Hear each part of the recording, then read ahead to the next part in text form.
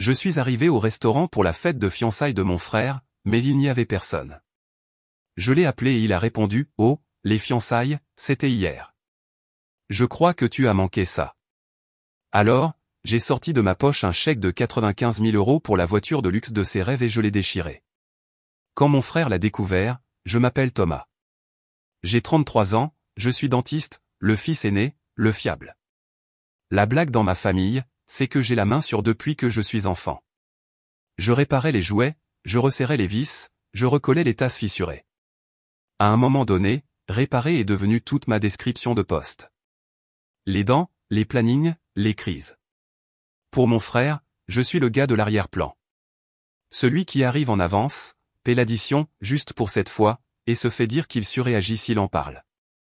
Mon frère, Léo, est l'enfant chéri. Sourire facile, grandes idées, toujours une histoire qui captive les gens. Nos parents disent qu'il a cette étincelle. Ils me désignent et disent, Thomas est pragmatique. Pragmatique signifie fiable. Fiable signifie qu'on se sert de vous. Je travaille dans un petit cabinet près de la rivière. Propre, lumineux, 5 salles de soins. J'aime l'ordre. J'aime les dossiers. J'aime que, lorsqu'un patient dit « j'ai mal ici », je puisse faire quelque chose qui l'aide. Les dents ne mentent pas. Les gens, si. Ce soir-là, j'ai mis une veste bleu marine et j'ai conduit jusqu'au Chêne Doré, le restaurant que Léo avait choisi pour sa fête de fiançailles. Je me suis garé à 2 rues de là car le parking le plus proche était complet. Il faisait froid. Je me souviens du bruit de mes chaussures sur le trottoir et de la buée qui sortait de ma bouche quand j'ai ri de moi-même en me sentant nerveux. Ce n'était même pas moi qui allais me fiancer. À l'intérieur, l'hôtesse a consulté son écran. Non. Thomas. Pour la fête de Léo et Chloé. Elle a fait défiler. Nous avions une salle privée hier. Rien ce soir. Hier? J'ai frotté mon pouce sur le bord de mon téléphone. Il y en a une ce soir. Une fête de fiançailles. Elle a secoué la tête. Je suis désolé. La salle semblait plus bruyante. Des assiettes, des verres, des fourchettes qui s'entrechoquent. Je me suis écarté et j'ai appelé Léo. Il a répondu à la 3e sonnerie, la voix enjouée. Thomas. Salut. Je suis au Chêne Doré. Où est tout le monde? Les fiançailles, c'était hier, dit-il nonchalamment. Je crois que tu as manqué ça. Silence. J'ai fixé une pyramide de citron au bar. Tu as changé la date. On n'a rien changé. On a juste, tu sais, ça arrangeait mieux les gens. Tu aurais dû regarder la conversation de groupe. J'ai regardé la conversation de groupe. Tu as dû passer devant sans le voir, a-t-il dit. Bref, ne sois pas fâché. On fera quelque chose avec toi plus tard. L'hôtesse me regardait avec cette douce pitié que les gens ont lorsqu'ils voient une personne seule à une table dressée pour 10. J'ai hoché la tête, j'ai mis fin à l'appel et je suis resté là pendant que quelqu'un posait 2 flûtes de champagne à une table voisine en riant trop fort. Voulez-vous une place au bar, a demandé l'hôtesse gentiment. En fait, ai-je dit, entendant ma propre voix devenir plate, je pense que ça va aller. Je suis sorti dans le froid. Mes mains me paraissaient stupidement vides. J'avais une carte dans ma veste, et à l'intérieur, quelque chose sur lequel j'avais passé des semaines à débattre et un long après-midi à la banque à organiser. J'ai continué à marcher. Léo et moi avons grandi dans une petite maison aux murs fins et aux opinions encore plus bruyantes. Si nous ramenions tous les deux des A, ma mère disait, « Léo, tu es brillant. » Puis elle se tournait vers moi avec un « Thomas, tu es constant. » Papa partait d'une bonne intention, mais son langage d'amour était des conseils que vous n'aviez pas demandés. Il me disait, « Fils, stabilise-toi d'abord, ensuite tu pourras briller. » Léo ne s'est jamais stabilisé. Il n'a fait que briller. Et bizarrement, ça allait. À 15 ans, je travaillais les week-ends dans une quincaillerie. Léo a essayé le football, la guitare, YouTube et le réseautage, ce qui consistait simplement à traîner avec des gars plus âgés qui le laissaient boire de la bière. J'économisais pour l'université. Il économisait pour un week-end à Ibiza. La dentisterie avait du sens pour moi.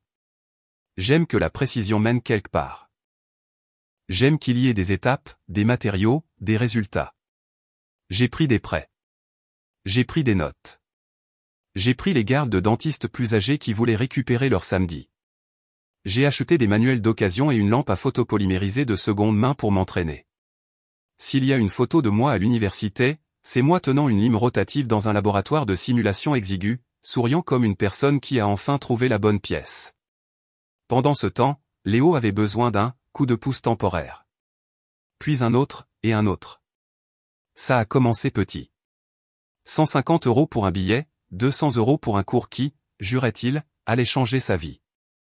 Il disait, je te rembourse vendredi. Vendredi est devenu le mois prochain.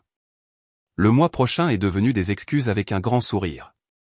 Je laissais passer parce que c'est ce que font les frères fiables. On se dit qu'on aide quelqu'un à grimper. Quand j'ai ouvert mon cabinet à 30 ans, l'inauguration a eu lieu un mardi gris. J'ai envoyé par texto l'adresse, l'heure, une photo de la nouvelle enseigne. Maman a répondu, tellement fière de mes deux garçons. Léo a répondu, je ne peux pas me libérer. On remet ça. Papa n'a pas répondu. Je pensais que ça me ferait plus mal que ça. Les patients sont venus. Mon hygiéniste a apporté des cupcakes. Le propriétaire a apporté une plante. J'ai soigné des caries, signé des formulaires, appelé des laboratoires, payé des factures et bu trop de café. La stabilité. Elle était mienne. Puis Léo a rencontré Chloé. Elle est gentille. Des yeux bienveillants, un emploi stable, une façon de se tenir comme si elle était habituée à se préparer à la déception. Léo est redevenu brillant. Des voyages le week-end, des photos au bord de l'eau, de longues légendes sur le fait de construire. Il m'a dit qu'il allait la demander en mariage. J'ai dit, félicitations. Il a dit, tu penses que je devrais prendre du chômage? J'ai dit, achète ce que tu peux te permettre. Il a ri comme si je faisais un one-man show. L'argent a commencé à planer comme un drone. Les acomptes pour les lieux de réception sont fous, a soupiré maman au téléphone. Les parents de Chloé ne peuvent pas faire grand-chose. Tu sais comment c'est, a ajouté papa. Léo est sur une bonne lancée. Une bonne lancée a besoin de soutien. Le soutien, c'était moi. Les chiffres s'accumulaient comme dépenses bêtes. 1200 € pour solder une carte de crédit avant qu'elle ne parte en recouvrement. 3500 € parce que sa voiture avait besoin de pneus, tous en même temps. 500 € parce qu'un hôtel voulait être payé à l'arrivée, et Léo pensait que c'était paiement au départ. Je te rembourse avant le 10, disait-il. Le 10 passait en silence. Je renvoyais le montant, et il répondait avec un. Ça avait l'air stupide à côté de mon prêt immobilier. Puis est venue la voiture. Léo en avait une photo sur son téléphone, un modèle de luxe argenté avec l'écusson qu'il décalquait sur les couvertures de magazines. Ce n'est même pas si cher, a-t-il dit. Je peux gérer les mensualités. J'ai juste besoin de l'apport pour que le taux soit décent. Combien? 100 quoi? 1000. Je l'ai dévisagé. Il a souri comme s'il annonçait un bébé. Léo, ai-je dit, calmement. Ce n'est pas l'argent d'un apport. C'est l'argent pour acheter une maison. Il a ricané. Allons. Chloé mérite d'être conduite à notre mariage dans quelque chose de bien. Alors loue une belle voiture pour la journée. Il a levé les yeux au ciel. Tu ne comprends pas. C'est une question d'image. Il a vraiment dit ça. L'image. Cette semaine-là, maman a appelé 3 fois et envoyé 11 textos. Tu connais ton frère, a-t-elle dit. Il rêve en grand. Papa a appelé une fois et a dit, les familles investissent les unes dans les autres. Comme je n'étais pas d'accord, il a ajouté, ne sois pas mesquin à ce sujet. Mesquin. Le mot est resté dans mon estomac comme une pièce de monnaie avalée. J'ai continué à travailler. Des couronnes, des traitements de canal, une incisive latérale ébréchée sur une adolescente qui a menti en disant avoir mordu dans une fourchette. La nuit, je m'allongeais sur mon canapé, je fixais le ventilateur de plafond et j'avais la même dispute avec moi-même. C'est ton frère, mais ce n'est pas raisonnable. Sois généreux, mais pas aveugle. Aide, mais à quel point aider équivaut-il à donner toute sa colonne vertébrale? J'ai réservé le restaurant parce que je voulais faire une chose qui ressemblait à de la famille sur le papier, une fête que je payais sans que personne ne me tende une feuille de calcul. J'ai noté la date 2 fois. J'ai appelé pour confirmer. J'ai choisi le menu le moins cher pour que personne ne fasse de remarques sur le fait que je frimais. Je suis aussi allé à la banque. J'ai fait imprimer un chèque de banque de 95 000 €, à l'ordre de Léo. Je l'ai mis dans une carte sobre, non pas parce que la voiture avait du sens, elle n'en avait pas, mais parce que j'en avais assez du tableau des scores. J'en avais assez de m'entendre qualifier de pragmatique, comme si cela signifiait oubliable. Je me suis dit que si je donnais ça, je remettrais les compteurs à zéro. Je n'entendrai plus jamais, tu ne te montres jamais. Je me tenais dans ma cuisine, tenant la carte, en pensant, c'est de la folie. Puis je l'ai glissé dans la poche de ma veste et je me suis dit que je déciderais au restaurant. S'il était reconnaissant, si la soirée ressemblait à une soirée en famille, je la lui donnerais. S'il était négligent, je reviendrais sur ma décision. J'ai eu la réponse au comptoir de l'hôtesse. Hier, avait-il dit. Je crois que tu as manqué ça. Je ne l'avais pas manqué. Ils avaient changé la date sans me le dire parce que c'était plus simple comme ça. J'ai conduit jusqu'à la maison sans musique. J'ai sorti la carte, les tenues, les remises. Je n'entendais rien. Pas encore. J'ai posé la veste sur une chaise et je me suis lavé les mains plus longtemps que nécessaire, comme si je pouvais enlever un résidu. Mon téléphone s'est allumé vers minuit. Un message de maman. Super soirée hier. Tout le monde a adoré le diaporama. Tu aurais dû voir le discours de ton frère. Puis une photo de Léo tenant un verre, la tête en arrière. Heureux. Pas de « tu nous as manqué ». Pas de « où étais-tu ». Juste un événement familial qui ne nécessitait pas ma présence, seulement mon portefeuille. 1 heure plus tard, Léo a texté. Tu peux envoyer le truc dont on a parlé avant vendredi ? Le concessionnaire dit que la promo se termine. Clin d'œil, j'ai posé le téléphone face contre table et j'ai de nouveau fixé le plafond. Quelque chose a changé, pas bruyamment, pas de façon spectaculaire, juste un clic, comme une porte dans une vieille maison qui se met enfin en place dans son cadre. 2 jours plus tard, maman a envoyé « passe dimanche ». On fêtera ça juste entre nous. Ça se lisait comme des excuses mais ressemblait à une convocation. J'y suis allé. Je voulais voir s'il y avait une version de cette histoire où je ne me perdais pas. Je portais la même veste, la carte toujours à l'intérieur. Plus comme un cadeau, mais comme une question à laquelle je pouvais répondre de mes propres mains. La maison sentait le poulet rôti. Léo a ouvert la porte en souriant. Le voilà. L'homme du jour. Il l'a dit comme une blague. Chloé m'a serré doucement dans ses bras. Tu nous as manqué, a-t-elle murmuré. C'était la seule phrase honnête de toute la semaine. À table, papa a levé son verre. À la famille, a-t-il dit. À Léo et Chloé. Il m'a regardé avec ce petit avertissement parental dans les yeux. Sois gentil. Nous avons mangé. Léo a raconté l'histoire de la demande en mariage. Maman a ri au moment où la boîte de la bague ne voulait pas s'ouvrir. Papa est intervenu pour parler de la disponibilité des lieux. Puis la conversation a dérivé, aussi nonchalamment qu'une marée, vers les chiffres. Léo, alors le concessionnaire, a dit que si je mets 100 000, il bloque le taux à « Maman, Thomas comprend ces choses-là. » Papa, 100 000, c'est un coût stratégique. C'est un capital. Chloé fixait son assiette. J'ai posé ma fourchette. Je ne finance pas de voiture. Pas de cris. Pas de préambule. Calme. Comme pour diagnostiquer une molaire fissurée. Léo a cligné des yeux. Quoi ? Je ne paie pas pour une voiture. Je ne paie pas pour des acomptes. Je ne paie pas pour des pénalités parce que tu as changé la date sans me le dire. Le sourire de maman s'est crispé. Chérie, nous ne faisons que discuter des options. Papa s'est penché en arrière. Ne rends pas ça conflictuel. Je ne le fais pas, ai-je dit. Je le rends clair. Léo a ri une fois, un rire aigu et mince. Mec, on en a parlé. Non, ai-je dit. Tu m'as dit. Il y a une différence. Chloé a touché la manche de Léo. Peut-être que nous. Léo l'a repoussé. Thomas, arrête de faire le moralisateur. Tu peux te le permettre. Tu es. Il a fait un geste vague vers moi. À l'aise. Je le suis, ai-je dit. Et j'ai travaillé pour ça. J'ai sauté des vacances, j'ai dormi dans des salles de garde, j'ai fait des nettoyages le dimanche pour des patients payants en espèces et j'ai fait des chèques quand tu disais le vendredi. Je ne le ferai plus. La voix de maman a baissé d'une octave, celle qui signifie que les larmes sont en préparation. Après tout ce que nous avons fait pour toi. Comme quoi? Ça m'a surpris que ça sorte si doucement.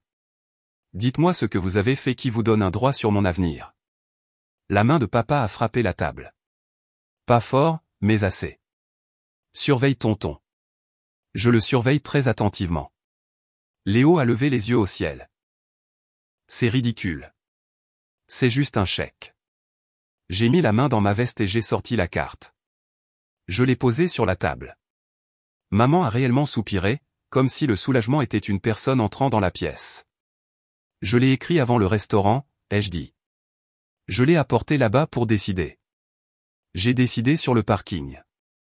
J'ai ouvert la carte, j'ai fait glisser le chèque de banque à moitié pour que tout le monde puisse voir les zéros. Le visage de Léo a changé. Il n'avait pas l'air reconnaissant. Il avait l'air de quelqu'un à qui tout est dû. Il avait l'air de quelqu'un qui repère un colis à son nom qui a été retardé par la météo. Donne-le, a-t-il dit, la main tendue. Chloé a murmuré, Léo. J'ai déchiré le chèque en deux, bien au milieu. Le son était à la fois discret et assourdissant. Je l'ai déchiré encore et encore, assez lentement pour que mon propre cœur puisse suivre. Thomas, a haleté maman. Papa regardait, stupéfait. La chaise de Léo a raclé le sol. Qu'est-ce qui ne va pas chez toi? J'ai inspiré et expiré, lentement. Mes mains ne tremblaient pas, il ne s'agit pas de vengeance. Il s'agit de tourner la page. Il a ri, mais sa voix s'est brisée. Tourner la page? Tu me dois de l'argent. Je l'ai regardé comme je regarde un patient qui insiste sur le fait que le sucre ne cause pas de carie. Je ne te dois pas de voiture. Je ne te dois pas d'acompte. Je ne te dois pas la version de moi qui paie pour être invité à des événements. La voix de maman tremblait. La famille, ça s'entraide. La famille m'inclut, ai-je dit. Ce n'est plus le cas depuis longtemps. Personne n'a parlé. Quelque part dans le couloir, une horloge cliquetait chaque seconde comme si elle voulait être comptée. Je me suis levé. Félicitations, ai-je dit à Chloé. Je le pense sincèrement. Je me suis tourné vers Léo. Bonne chance. Je me suis tourné vers mes parents. Je vous contacterai quand je serai prêt à être traité comme une personne. Et je suis parti. Mon téléphone a commencé à vibrer avant que j'arrive à la voiture. Je l'ai laissé faire. Je me suis assis au volant, j'ai fixé la colonne de direction et j'ai laissé ma poitrine se soulever et s'abaisser jusqu'à ce que mes mains soient aussi stables que le jour où j'ai tenu mon premier miroir et ma première sonde. J'ai conduit jusqu'à la maison avec la radio éteinte. Le lendemain matin, mon téléphone affichait 22 appels manqués, 37 textos et 3 messages vocaux marqués urge. La conversation de groupe familial avait son mélange habituel de culpabilité et de feu d'artifice. Maman, il faut qu'on parle. Papa, ton comportement était inacceptable. Léo, tu m'as mis dans l'embarras devant Chloé. Chloé, pouvons-nous parler en privé, s'il te plaît? Je n'ai pas répondu tout de suite. Non pas pour faire du drame, mais pour choisir. Je suis allé au cabinet, j'ai déverrouillé, j'ai allumé les lumières, j'ai démarré les autoclaves. J'ai vérifié le planning. 8 patients, une molaire fissurée, 2 examens périodiques, une pose de couronne, un gonflement d'urgence. De vrais problèmes avec de vraies étapes. À 9h12, entre 2 patients, Léo a de nouveau appelé. Je suis allé dans le bureau privé et j'ai répondu. Ses premiers mots, tu as perdu la tête. Je travaille, ai-je dit. Tu crois que déchirer un chèque te rend noble? Tu crois que ça me donne une leçon? Tu as fait pleurer maman. Je n'ai fait pleurer personne, ai-je dit. Les gens choisissent ce qu'ils ressentent. Tu vas sérieusement abandonner ton seul frère pour une voiture? Je ne t'abandonne pas, ai-je dit. Je sors du rôle où je finance ton image. Il a ricané. Tu adorais être le héros. Ne fais pas semblant. J'aimais aider quand ça avait du sens. J'ai regardé l'horloge. J'ai un patient dans 2 minutes.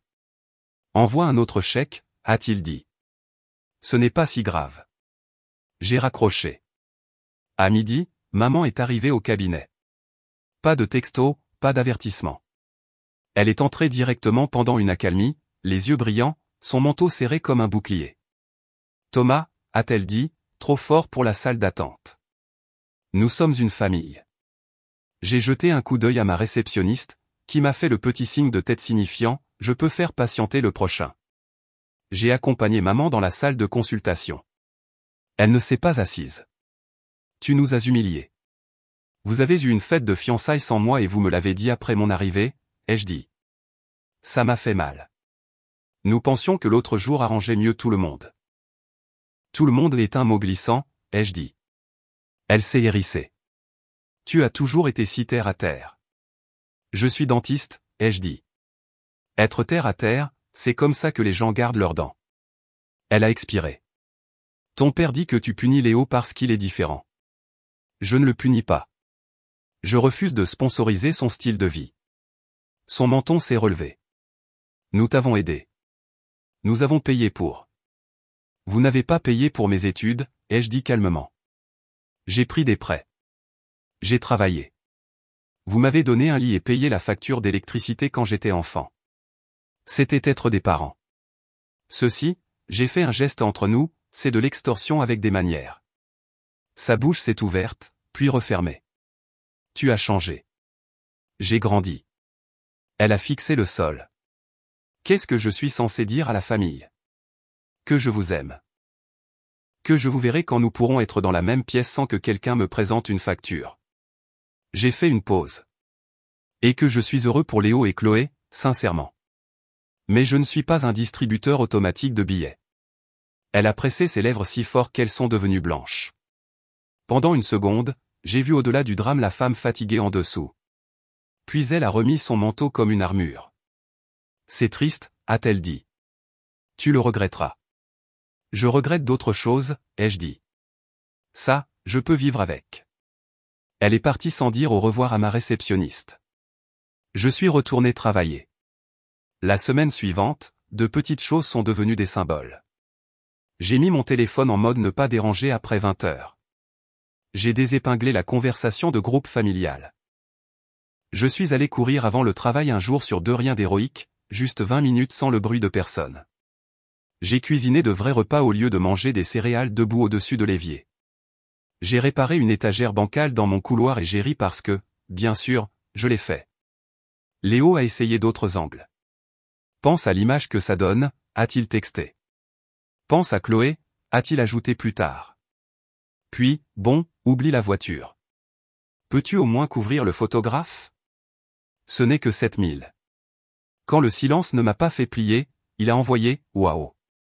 Cool. » Puis, tu as toujours pensé que tu étais meilleur que moi. Puis, je te pardonne. Puis, c'est fini entre nous. Je n'ai répondu à rien de tout ça. J'ai envoyé un seul message à Chloé. Je vous souhaite le meilleur. Mon choix ne te concerne pas. Elle a répondu avec un « et », après une longue pause, je comprends. Papa a attendu 10 jours avant d'appeler. Nous avons parlé un jeudi alors que j'étais garé devant l'entrepôt d'un fournisseur. Fils, a-t-il dit, c'est beaucoup. Ça n'a pas à l'être, ai-je dit. Je t'ai élevé pour que tu sois généreux. Vous m'avez élevé pour que je sois responsable, ai-je dit. La générosité est venue de moi. Il est resté silencieux si longtemps que j'ai cru que l'appel avait été coupé. Je n'aime pas la façon dont tu l'as fait. Je n'aime pas être exclu d'un événement majeur pour ensuite recevoir une facture. Tu déformes les choses, a-t-il dit, mais avec moins d'assurance. Non. Je l'ai dit enfin clairement. Il s'est éclairci la gorge. Nous devons trouver un terrain d'entente. Le terrain d'entente, c'était il y a 10 ans, ai-je dit. Tu m'as dit de me stabiliser. Je l'ai fait. Maintenant, je garde ce que j'ai stabilisé. Il a expiré. Ta mère ne dort plus. Elle ira bien, ai-je dit. Elle est plus forte qu'elle ne le pense. Ça ne lui a pas plu. Tu as l'air différent. Je le suis, ai-je dit. J'ai fini d'acheter ma place à la table de ma propre famille. Après avoir raccroché, je suis resté là, le moteur éteint, à regarder un chariot élévateur déplacer des palettes. Le rythme simple m'a calmé. Soulever, pivoter, poser. Un processus. Je respectais les processus. Le dimanche, je ne suis pas allé dîner. J'ai reçu 3 photos de tout le monde autour de la table, 2 chaises vides effacées avec Photoshop. Les légendes étaient des citations vagues sur le pardon. J'ai éteint l'écran et j'ai plié du linge à la place. Il y a quelque chose de profondément paisible à empiler des chemises propres quand votre cerveau avait l'habitude de tourner comme un ventilateur. 2 semaines plus tard, Chloé a appelé. Je veux dire quelque chose, a-t-elle dit. Tu n'es pas obligé de répondre. D'accord. Je n'étais pas au courant du changement de restaurant avant le jour même, a-t-elle dit. Je leur ai dit de te prévenir. Je suis désolé qu'il ne l'ait pas fait. J'ai aussi dit à Léo que la voiture était une terrible idée. Merci, ai-je dit. Je ne te demande rien, a-t-elle ajouté rapidement. J'avais juste besoin que tu saches que je ne suis pas aveugle. J'apprécie, ai-je dit. Vraiment. Elle a hésité. Il est furieux à propos du chèque. Je sais, ai-je dit. Elle s'est arrêtée. Ça n'a pas d'importance. Si, ça en a, ai-je dit doucement. Il a dit que tu l'as utilisé pour le contrôler, a-t-elle murmuré. Mais lui comptait dessus pour te contrôler. J'ai réfléchi à ça. C'est très honnête, ai-je dit. J'essaie d'être différente de ce avec quoi j'ai grandi, a-t-elle dit. Je veux être juste. J'espère que vous aurez une belle vie tous les deux, ai-je dit. Ce n'est pas du sarcasme. Je sais, a-t-elle dit. Au revoir, Thomas. Après ça, le rythme des messages a ralenti. Les gens ont appris que je ne répondais pas. La pression n'aime pas les pièces sans écho. À la place, d'autres sons ont rempli mes journées, le sifflement de l'aspiration, le vrombissement du détartreur à ultrasons, le petit « merci » lorsqu'un patient se lève et réalise que la douleur a disparu. J'ai ajouté une plante à la réception. J'ai remplacé une lumière vacillante et j'ai programmé les vacances que je reportais depuis 3 ans, 3 jours au bord d'un lac. Pas de conversation de groupe, pas de facture déguisée en souvenir. La dernière salve est venue de Léo. Une capture d'écran d'un texto de papa qui disait « Nous devons rester forts ». En dessous, Léo a écrit « Tu es mort pour moi ». Il l'a envoyé comme une malédiction.